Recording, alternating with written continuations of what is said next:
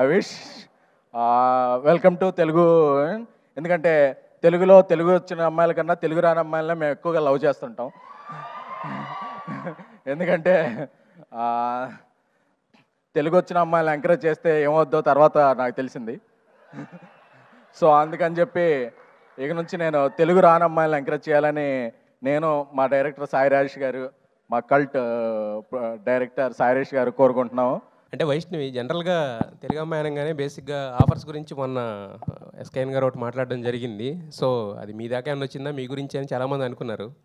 So అది ఆయన ఎందుకన్నారో మరి నాకైతే తెలీదు. బట్ తర్వాత క్లారిటీ కోసం వీడియో చేసి పెట్టారు కదా, I think all is well.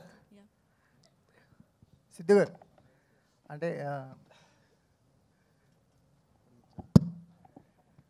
Sir template breaking characterisations కానీ టెంప్లెట్ బ్రేకింగ్ రైటింగ్ కానీ మీ సినిమాల్లో చూస్తుంటా, అంటే మీ యూఎస్బీ అదే ఫస్ట్ నుంచి మిమ్మల్ని బాగా ఇష్టపడటానికి కారణం అదే.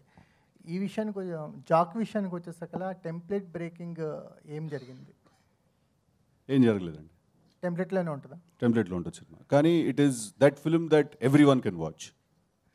మీరు ఎలా అట్రాక్ట్ అయ్యారు? అంటే మీకు యూజువల్గా ఉండే స్టోరీస్ కంటే కొంచెం ఆ క్యారెక్టరైజేషన్ అండి నాకు అదే చాలా ఇంట్రెస్టింగ్ అనిపించింది. అంటే ఒక పని చేయడం ఇంపార్టెంట్, కానీ ఆ పని ఎలా చేయడం అనేది కూడా చాలా ఇంపార్టెంట్.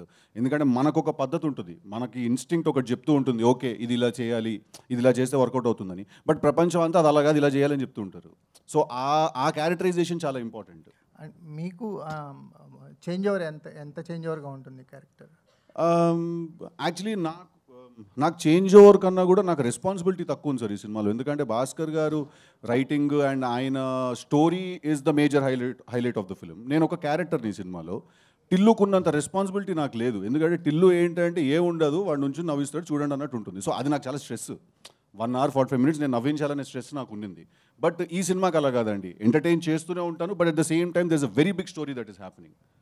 వైష్ణవి గారు మీ క్యారెక్టర్ ఎంత రెస్పాన్సిబుల్, అంటే ఎంత స్టోరీని ముందుకు తీసుకెళ్ళడానికి మీ క్యారెక్టర్ ఎంతవరకు పొటెన్షియల్ క్యారెక్టర్ అనుకోవచ్చు? నేను actually yeah double role play చేస్తున్నాను. అలా అవ్వడానికి ఒక కారణం ఉంటుంది, అంటే 2 రోల్స్ ప్లే చేయడానికి ఒక మెయిన్ రీజన్స్ ఉంటుంది. ఆ రీజన్ చాలా ఎంటర్టైనింగ్గా, చాలా ఇంట్రెస్టింగ్గా ఉంటుంది. అదే మొత్తం సినిమాలో ఎక్కువ స్పేస్ అండ్ ఇంట్రెస్టింగ్గా ఉంటుంది.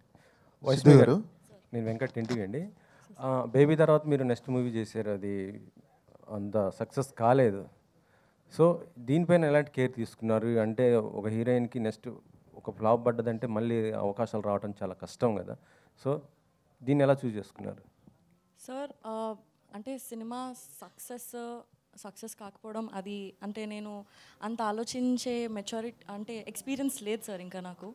బేబీలో నేను క్యారెక్టర్ వరకు చూశాను, ఆ సెకండ్ సినిమాలో కూడా క్యారెక్టర్ వరకు చూశాను. అది నాకు చాలా ఇంట్రెస్టింగ్గా, చాలా స్కోప్ ఉన్నట్టుగా అనిపించింది. ఇందులో కూడా నేను అదే చూశాను, నా క్యారెక్టర్ చాలా ఇంట్రెస్టింగ్గా, చాలా స్కోప్ ఉంది అండ్ పర్ఫామ్ చేయడానికి నాకు చాలా ఎక్సైటింగ్ అనిపించింది. సో నేను మోస్ట్లీ క్యారెక్టర్ పైనే నేను సెట్ అవుతానా, నన్ను నేను చూసుకోగలుగుతానా అండ్ నేను బాగా చేయగలుగుతాను అన్న దానిపైనే ఫోకస్ సార్.